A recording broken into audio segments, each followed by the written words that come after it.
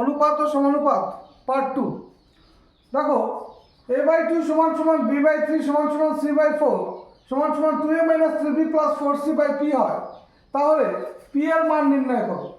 তাহলে দেখো এখানে আমরা কি করতে পারি, তাহলে a/2 সমান সমান b/3 সমান সমান c/4 সমান সমান 2a - 3b + 4c/p সমান সমান আমরা কে ধরি। তারপরে দেখো তাহলে এখান থেকে আমরা কি লিখতে পারি, ভালো করে খেয়াল করে দেখো। তাহলে a সমান সমান 2k, b সমান সমান 3k, c সমান সমান 4k সমান সমান 2a - 3b + 4c = pk। এটা আমরা এখান থেকে লিখতে পারি। এবার দেখো 2a - 3b + 4c = pk, এটাকে আমরা 1 নম্বর সমীকরণ ধরে নিলাম। তাহলে ধরি এটা 1 নম্বর সমীকরণ। এইবার দেখো আমরা a এর মান কত পেলাম 2k, b এর মান কত পেলাম 3k, c এর মান কত পেলাম 4k। তাহলে এবার এই 1 নম্বর সমীকরণে আমরা মানগুলো বসাবো। এবার প্রশ্ন হচ্ছে, ভাবতেই পারো a/2 ছিল আমরা কে ধরেছি, তাহলে a = 2k কি করে আসলো। দেখো a/2 এটা সবার সমান সমান তো আমরা কে ধরেছি না, নিচে কিছু নেই মানে 1, তাহলে a = 2k। আমরা কি করলাম, ক্রস মাল্টিপ্লিকেশন করলাম, তাহলে a = কত 2k। 1 নং সমীকরণের মানটা বসিয়ে পাই। দেখো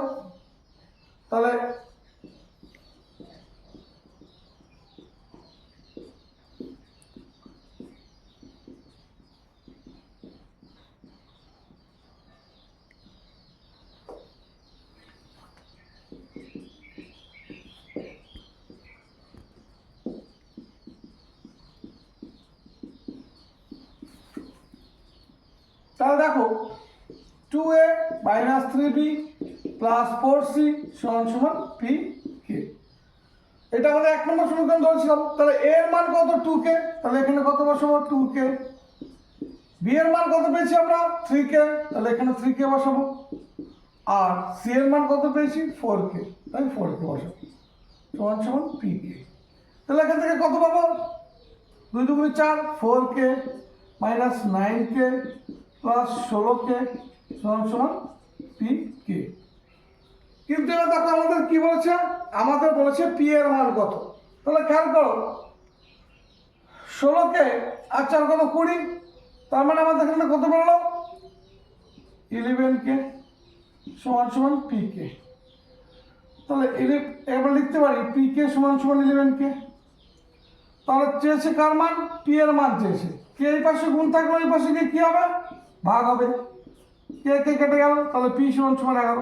অর্থাৎ আমরা বলতে পারি যে p এর মান কত 11।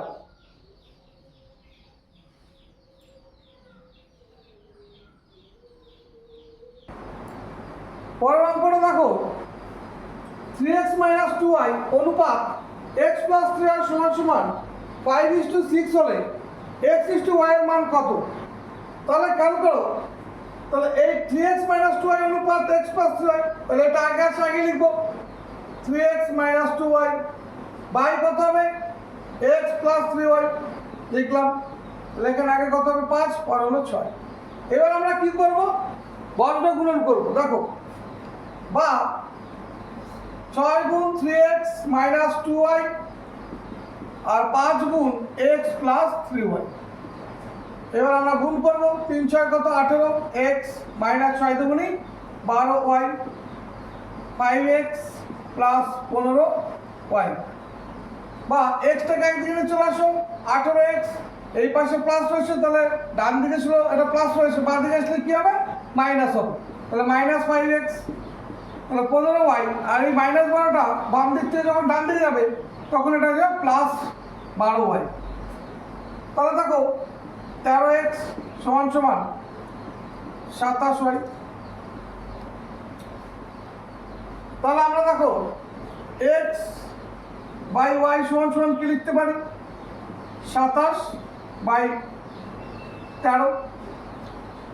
x = y কত লিখবো, আগে কত আছে x এর মান দেখো উপরে কত আছে এক্স ইস টু ওয়াই 27:13।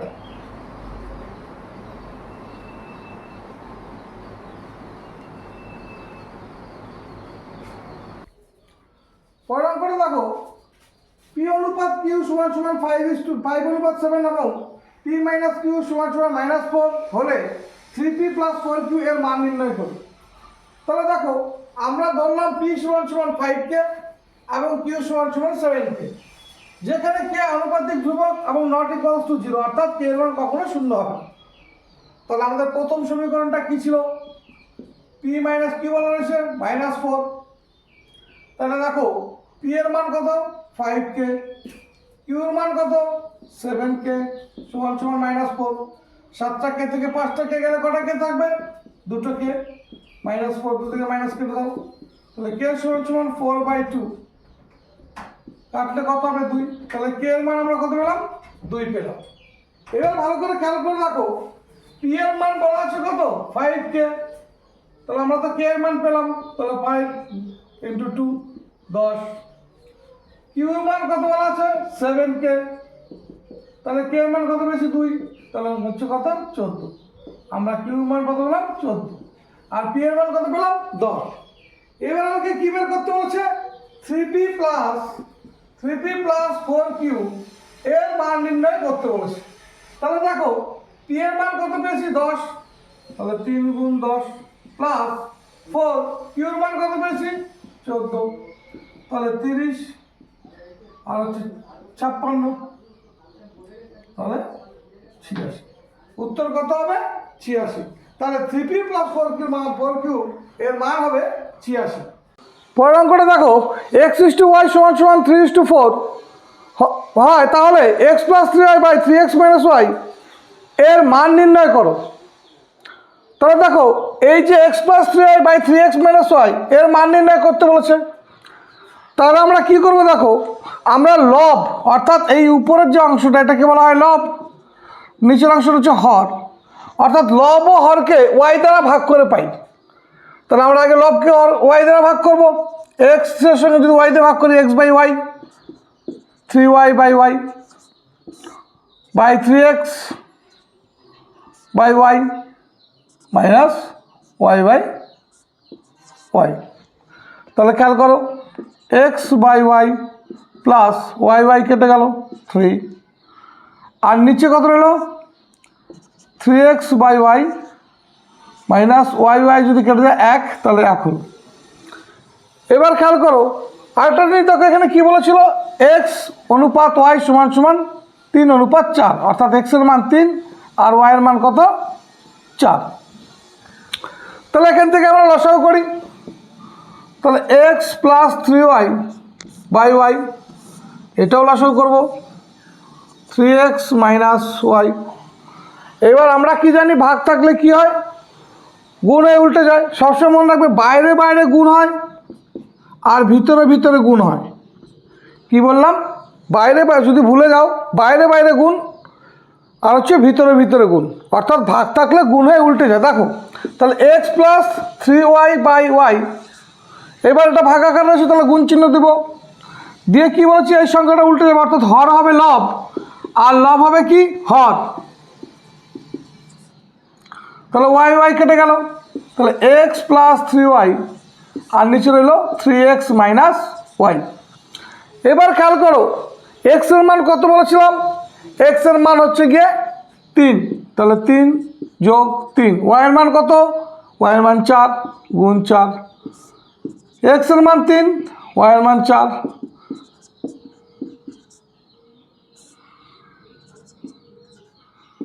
তাহলে দেখো 15/5, এটাকে অনুপাত আগে লিখলে কি লিখব 15:5।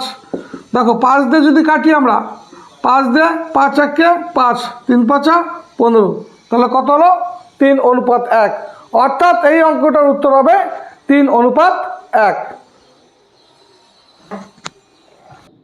পরের অঙ্কটা দেখো 5x - 3y অনুপাত 2x + 4y সমান সমান 11:12 হলে x অনুপাত y এর নির্ণয় করি।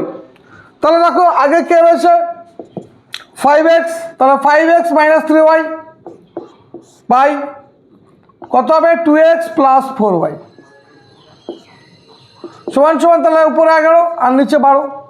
এবার আমাদের কি কাজ, বজ্র গুণন করা, অর্থাৎ আমরা ক্রস মাল্টিপ্লিকেশন করবো, কোনাকুনি গুণ করবো। দেখো তাহলে 12 গুণ 5x মাইনাস 3y আর 11 গুণ 2x প্লাস 4y। 5 12 কত 60x minus 36y, 22x plus 44y। এবার আমাদের কাজ কি, এক্সগুলোকে একদিকে আনবো, ওয়াইগুলোকে আরেকদিকে নেবো। তাহলে দেখো